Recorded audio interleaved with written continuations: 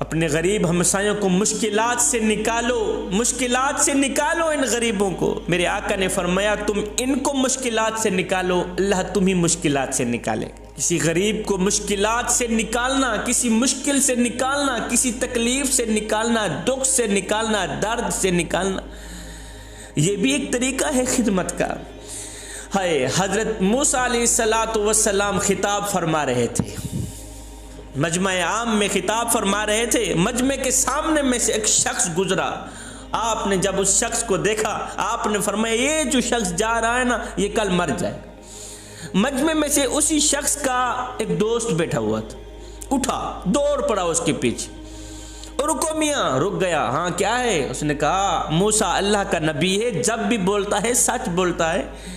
उसने कहा तू कल मर जाएगा। मियाँ तू कल मर जाएगा, जो खाना है खा ले, जो पीना है पी ले, तुझे खबर देने आया हूं, तू कल मर जाएगा। उसने कहा अच्छा मियाँ तेरी मेहरबानी, तूने मुझे बाखबर कर दिया कि कल मैं मर जाऊंगा, चलो आज मैं अपना कोई इंतजाम कर लेता हूं। ये शख्स अपने घर गया। घर जाते ही इसने हुक्म दे दिया जितना भी गला, अनाज, गंदम दाने पड़े, चावल पड़े, बाहर निकालो। बाहर निकल आया। अभी क्या करना है? गरीबों को बुलाओ, यतीमों को बुलाओ, मस्कीनों को बुलाओ, लावारिस बच्चों को बुलाओ, मेरे इस सारे रिज़्क को अल्लाह के नाम पे कुर्बान कर दो, अल्लाह के नाम पे सबको बांट दो। बीवी ने कहा भला वो भी खैर तो है। कहा कुछ नहीं, बस जो मुझे करना है करने दो। सबको बुलाया गया। यतीम आ गए, मस्कीन आ गए, गरीब आ गए, लावारिस बच्चे आ गए। दूर दराज से जहां तक ये खबर फैलती गई, लोग आते गए। अब अपने हाथों की कमाई आंखों के सामने लोग उठा के जा रहे हैं। ये देख रहा है और सूरज को देख रहा है। ज़ुहर हो गई, असर हो गई, अभी मगरिब हुई है, मौत का फरिश्ता नहीं आया। मौत के फरिश्ते के इंतजार में बैठा है। अभी जिब्रील आया रूह निकालने, अभी मौत का फरिश्ता आया मुझे मारने। शाम हो गई, मौत का फरिश्ता ना आया। हाथों की कमाई अपनी आंखों के सामने लोग उठा के जा रहे हैं, मौत का फरिश्ता ना आया। शाम हो गई, रात ढल गई, मौत के फरिश्ते के इंतजार में मौत का फरिश्ता ना आया। मौत के फरिश्ते का इंतजार करते करते रात गुजर गई। जब सुबह हुई तो वो शख्स उठा जो ये खबर देने वाला था। वो दोस्त उठा, जाऊं, दोस्त मर गया होगा, जाके उसको गुस्ल दूं, उसका जनाजा पढ़ाऊं, उसकी तदफीन करूं। वो घर से उठा, इस दोस्त के घर आया, जाकर दस्तक दी, दरवाज़ा खोलो।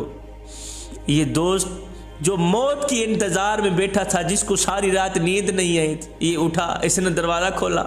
ओए तूने तो आज मर जाना था, तू मरा नहीं।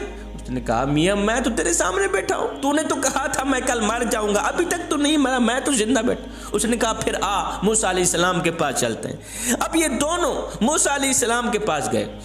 ये दोस्त कहने लगा हजरत आप ही ने तो कल कहा था कि ये शख्स कल मर जाएगा, अभी तक मरा तो नहीं है, तो जिंदा बैठा है। मूसा अलैहिस्सलातु वस्सलाम ने दोनों हाथ उठाए, अर्ज की मेरे मालिक माजरा क्या है? कल तूने ही तो कहा था ये कल मर जाएगा, अभी तक मरा नहीं है, तू जिंदा बैठा है। मेरे अल्लाह ने फरमाया मूसा माजरा असल में ये है, जब इसे पता चला था कि कल मैं मर जाऊंगा, ये मरने वाला था, ये आज मर जाता, जब इसे पता चला कल मैं मर जाऊंगा, इसने अपना सारा गला अनाज बाहर निकाला, सब कुछ बाहर निकल आया। हाँ भी यतीमों को बुलाया जाए, मस्कीनों को बुलाया जाए, गरीबों को बुलाया जाए, सब कुछ अल्लाह के नाम पे मैं तकसीम करना चाहता हूँ, बांटना चाहता हूँ, दावत चलाना चाहता हूँ। दावत शुरू हो गई। मूसा, एक यतीम बच्चा आया, यतीम बच्चा जो 3 दिन से भूखा था, यतीम बच्चा आया, उसने गंदम अनाज की साजो सामान की छोटी सी गठरी बनाई, नन्हे से सर के ऊपर रखता हुआ जा रहा था। जाते जाते उस यतीम बच्चे के मुंह से एक बेसाख्ता जुमला निकल गया, मालिक ऐसे सखी की उम्र लंबी करना, मालिक जो हमारा ख्याल रखता है, जो हम गरीबों को रिज़्क बांटता है, इसको कभी ना मारना, हमारी उम्र भी इसको लगा देना मालिक, इसको कभी ना मारना, ये तेरे गरीबों की देखभाल करने वाला, ये तेरे यतीमों की खिदमत करने वाला, इसको कभी ना मारना। इसकी तकलीफ हमें दे देना, इसका बुखार हमें दे देना, इसके दर्द हमें दे देना, इसे कुछ ना कहना। मूसा दरअसल माजरा ये है, उस यतीम बच्चे की दुआ हमने इस तरह कबूल की है ना, इस सखी की 100 साल उम्र लंबी कर दी, 100 साल उम्र लंबी कर दी, रिज़्क बांटने की वजह से 100 साल उम्र लंबी कर दी गई। तो तुम गरीबों की खिदमत करो, गरीबों की मदद करो, गरीबों की हेल्प करो, तुम्हारी उम्र भी बढ़ा दी जाएगी। सखी बंदा जल्दी मरता नहीं, ये याद रखना। सखी बंदे की उम्र में बरकत डाल दी जाती, लंबी उम्र पाता है सखी इंसान। हजरत सैयदना उमर फारूक रज़ी अल्लाह ताला अन्हु मेरे करीम नबी के पास गए, अर्ज की हुजूर आप अल्लाह से दुआ करें कि अल्लाह ताला मुझे रिज़्क देना बंद कर दे, रिज़्क बहुत ज़्यादा हो गया है। आप अल्लाह से दुआ करें ना, अल्लाह ताला रिज़्क देना बंद कर दे। मेरे करीम नबी ने दोनों हाथ उठाए, अर्ज की मालिक तेरा उमर कहता है रिज़्क देना बंद कर दे, रिज़्क बहुत ज़्यादा हो गया है। मेरे अल्लाह ने फरमाया, मेरे नबी मेरे हबीब अपनी उमर को कह दे कि तू मेरी राह पे देना बंद कर दे, मैं तेरी राह पे देना बंद कर। और मैं उमर तू बंदा हो के हमारी राह पे देना नहीं छोड़ता, मैं करीम रब हो के तेरी राह पे देना क्यों छोड़ दो। जवानों, गरीबों की खिदमत करने वाला शख्स जिंदगी में कभी गरीब नहीं होता, ये मेरा तजर्बा है। गरीबों की मदद करने वाला शख्स जिंदगी में कभी गरीब नहीं होता। हाय, मैं यतीमों के सरों पर शफकत भरा हाथ रखता हूँ, इसलिए कि जब मैं मर जाऊं कोई मेरी औलाद के सर पर भी शफकत भरा हाथ रखे। मैं गरीबों की मदद करता हूँ इसलिए कि गरीब होने में वक्त नहीं लगता। एक 5 साल की बच्ची, हाय, कुछ दिन पहले बाप फोत हो गया था। गरीब माँ की गरीब बच्ची, 5 साल की बच्ची, उसका भाई बीमार हो गया। कुछ दिन पहले बाप फोत हो गया, आज भाई बीमार हो गए। तो रोकर कहने लगी, माँ ये जो मेरा भाई बीमार पड़ा है ये कब मरेगा, ये कब मरेगा। ये सुनकर माँ चीख पड़ी, रोकर कहने लगी, बच्ची ये तू क्या कह रही है, भाई की लंबी उम्र के लिए दुआ मांगने के बजाय तू उल्टा मौत मांग रही। कहा नहीं माँ, 3 दिन से भूखे हैं, जब बाप मरा था तो हमसाए आए थे रोटी देने के लिए, अब भाई मरेगा तो कोई रोटी देने आएगा। हम गरीब हमसाए के घर रोटी देते हैं, लेकिन तब जब वो मर जाता है। हमारे यहाँ रवाज है नहीं, जब हमारे मोहल्ले में कोई फौत की हो जाती है तो फिर सारे मोहल्ले वाले मिलकर उस मरने वाले के घर पूरी फैमिली के लिए खाना पहुंचाते हैं, रोटी पहुंचाते हैं। मैंने कहा नादान हो, ओए मरने वाला रोटी रोटी करता मर गया, मरने वाला 3 दिन का भूखा था, आखिर मर गया, और रोटी खिलाते तो उसी मरने वाले को खिलाते। आज उसके मरने के बाद तुम्हारी दी रोटी किस काम की। आए, रोटी अमीर शहर के कुत्तों ने छीन ली, फाका गरीब शहर के बच्चों में बट गया।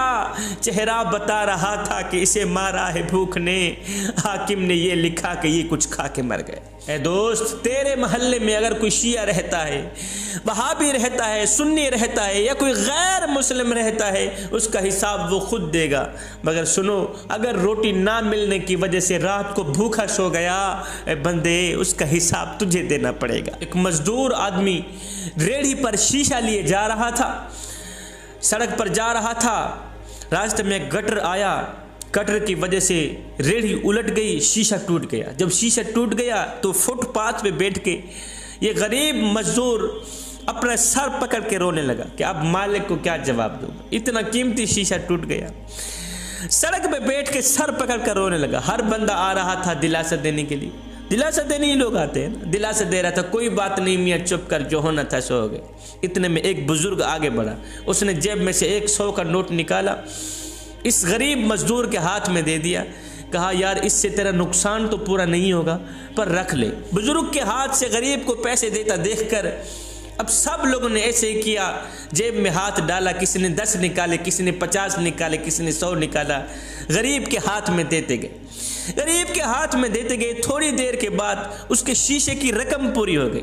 जब शीशे की रकम पूरी हुई तो वो खुशी से उठा, उसने सबका शुक्रिया अदा किया। सबका शुक्रिया अदा करने लगा तो वहाँ एक शख्स खड़ा था, उसने कहा मियाँ हमारा शुक्रिया अदा ना करो, दरअसल इस बापे का शुक्रिया अदा करो, इस बुजुर्ग का शुक्रिया अदा करो जिसने हमें ये राह दिखाई है, जिसने हमें खिदमत करने का रास्ता दिखाया है, जिसने हमें आपकी मदद करने की राह दिखाई है। शुक्रिया तो इसका अदा करो। जवानों, हमारी भी यही मिसाल है कि हम सब अपने तौर पर नेकी का काम करना चाहते हैं, लेकिन सवाल यह है कि पहला कदम बढ़ाए कौन, नेकी का रास्ता दिखाए कौन। आए आज से हम अहद करते हैं कि आज से कदम भी खुद बढ़ाएंगे, नेकी के रास्ते भी खुद तलाश करेंगे। और सुनो, गरीबों से उनका हाल चाल पूछ लेना, यह भी एक किस्म की खिदमत है, यह भी एक किस्म की हेल्प है। उनके सीने में छुपा हुआ गुर्बत का ये जो बोझ है ना, 1 घंटा लगा के उनकी ये बेतुकी बातें सुनते रहना, उनका बोझ हल्का कर देना, ये भी एक किस्म की खिदमत है, ये भी हेल्प है। मदीने शरीफ में एक कमली सी औरत रहा करती थी जिसका ज़हनी तवाज़ुन ठीक नहीं था, बिल्कुल कमली, पागल सी औरत जिसे कहते हैं, पागल सी औरत रहा करती थी। वो जिस रास्ते से गुजरती थी लोग वो रास्ता छोड़ देते थे कि ये बेतुकी बातें सुनाएगी, हमारा टाइम ज़ाया करे। वो जिस रास्ते से गुजरती थी लोग वो रास्ता छोड़ देते थे। कोई भी इसको सलाम देना गवारा नहीं करता था, कोई भी इससे इसका हाल चाल पूछना गवारा नहीं करता था। इस तरह की ये कम अकल औरत थी, बुढ़िया औरत थी।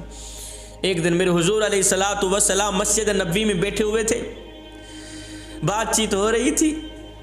ये बुढ़िया औरत गई दरवाजे से, इसने इशारा किया, मेरे हुजूर अलैहिस्सलाम उठे इस बुढ़िया कमली सी औरत के पास। हाँ जी, क्या कहना है? उसने कहा यहाँ कुछ नहीं कहना, सामने ये जो खुली जगह पड़ी है ना वहाँ कुछ कहना। मेरे हुजूर अलैहिस्सलाम उसके साथ चले गए।